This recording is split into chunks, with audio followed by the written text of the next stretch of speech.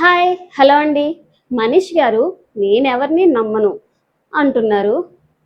హరీష్ గారిని ఫేక్ అంటున్నారు. రామ్ రాథోడ్ గారిని ఫేక్ అంటున్నారు. ఆఖరికి బర్నీ గారిని కూడా ఫేక్ ఆడుతున్నారు. నేనెవరిని నమ్మను అంటున్నారు. మరి ఇంకీయన ఎవరిని నమ్ముతాడు? నాకైతే అర్థం కావట్లేదు. పోనీ ఏదైనా స్ట్రాటజీగా ఉందా అంటే నాకే స్ట్రాటజీ కనిపించట్లేదు.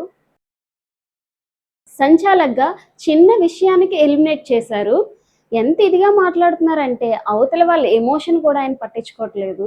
ఎలా అంటే కాలేజ్‌కెళ్ళకపోతే అటెండెన్స్ తగ్గిపోయింది. నేను మిమ్మల్ని డిటైన్ చేసేస్తాను. అంత ఇదిగా చెప్పేస్తున్నారు. చాలా బిహేవియర్ చిరాకొచ్చింది నాకైతే.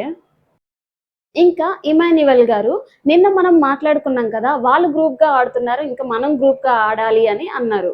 అది ఎవరు వాళ్ళకి చెప్పారు అని ఇమాన్యుయల్ గారు అడుగుతున్నారు. ఎలా తెలిసింది అని అడిగారు. నిన్న హరీష్ గారు బయట కూర్చొనున్నారు. వినుంటారు. మేబీ వాళ్ళు చెప్పుండొచ్చు. ఇమాన్యుయల్ గారు అలా అడిగేసరికి సంజన గారు బర్నీ గారిని ఇలా అడుగుతారు. తనుజ గారు, బర్నీ గారు మీకేమైనా తెలిసుంటే చెప్పేయచ్చు కదా! అని చాలా అమాయకంగా క్యూట్‌గా అడుగుతారండి. సంజన గారు అలా అడుగుతుంటే సుమన్ గారికి చాలా కోపమొచ్చేసింది. ఇక్కడ 9 మంది ఉన్నాం. వాళ్ళిద్దరినే ఎందుకు అడుగుతారు? 9 మందిని అడగండి అని ఆయన కూడా రియాక్ట్ అయ్యారు.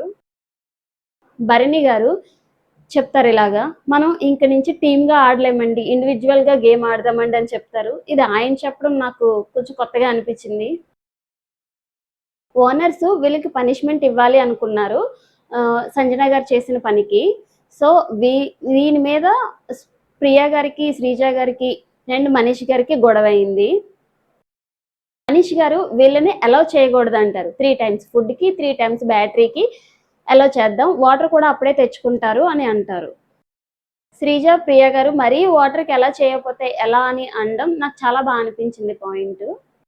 ఇక్కడ శ్రీజ, ప్రియ మనీష్‌కి ఇలా చెప్పడం వల్ల మనీష్ ఫైర్ అయిపోతాడు. మీరు నేనేం చెప్పినా ప్రతిదానికి నో అంటారనేసి. ఇక్కడ శ్రీజ, ప్రియ నేను చెప్పిన నో కాదు. నువ్వేదైనా నో చెప్తే దానికి నువ్వు ఫైర్ అయిపోతావు. నువ్వు నో చెప్తే తీసుకోలేవు అని అంటారు. ఆ పాయింట్ నాకు చాలా అనిపించింది.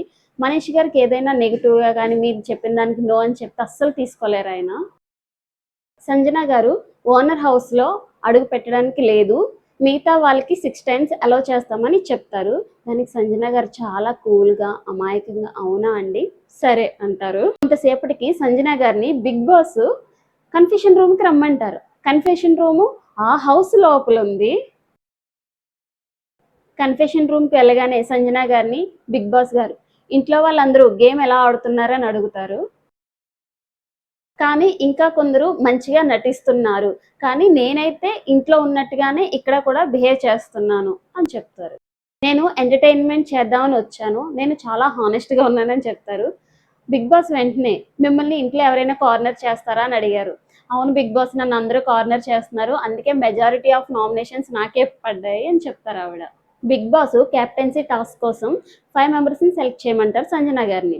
సంజన గారు నేను కూడా ఉండొచ్చా అని అడిగారు. యాహ్! ఓకే. మీ ఇష్టం అన్నారు.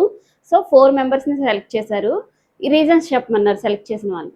లోపల చెప్పిన రీజన్స్ కంటే బయట చెప్పిన రీజన్స్ చాలా బాగున్నాయి. లోపల సృష్టి గారిని సెలెక్ట్ చేసినప్పుడు మా బేబీ అంది. బయట నాకు కాంపిటీషన్ తక్కువగా ఉంటుంది అని చెప్పారు. బయటకొచ్చి ఇక్కడ కూడా ఈవిడ చూసారా గేమ్ స్ట్రాటజీ ప్లే చేశారు. బయటకొచ్చి ఇలా కెప్టెన్సీ టాస్క్ నన్ను సెలెక్ట్ చేయమన్నారు అని అడిగారు. చెప్పారు. గెస్ చేయండి నేను ఎవరిని సెలెక్ట్ చేసుంటానో అని అక్కడ కూడా క్వెషన్స్ ఏస్తున్నారు. చాలా నచ్చింది ఆవిడ స్ట్రాటజిక్ ప్లేయింగ్. మిగతా వాళ్ళు అడిగారు. మమ్మల్ని ఎందుకు సెలెక్ట్ చేయలేదు? ఆ 5 మెంబర్స్‌ని ఎందుకు సెలెక్ట్ చేశారు అనేసి. నాతో ఎవరైనా ఏమన్నా అనుకుంటారు. ఈ ఇంటికి ఎవరు అర్హత ఉన్నవాళ్ళు, ఎవరు కెప్టెన్సీ టాస్క్ ఇదంతా చూసి అంటే ఇంతకుముందు సీజన్‌లో చూసొచ్చుంటారు కదా! సో, అలా అనుకోని సెలెక్ట్ చేస్తారనుకున్నారు. కానీ ఈవిడ చాలా సింపుల్‌గా, కూల్‌గా నాకెవరితో అయితే బాండింగ్ ఉందో వాళ్ళని సెలెక్ట్ చేశాను అని చాలా ఈజీగా చెప్పారు. ఫ్రెండ్లీగా ఉండడం ఏంటి? ఇక్కడ అర్హులు అన్న వాళ్ళని కదా సెలెక్ట్ చేయాలి అని అడిగారు. ఏపీ, తెలంగాణలో మనం ఇక్కడ ఉన్నాం కాబట్టి మనందరం అర్హులే అని చెప్పారావిడ.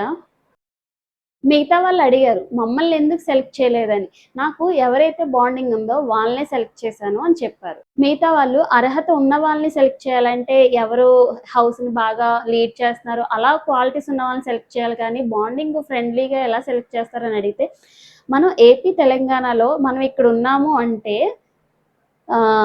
మనం అర్హత కలిగిన వాళ్ళం అని చెప్పి వెంటనే ఆవిడ సమాధానం ఇస్తారు. నాకైతే చాలా బాగా నచ్చింది. Please subscribe.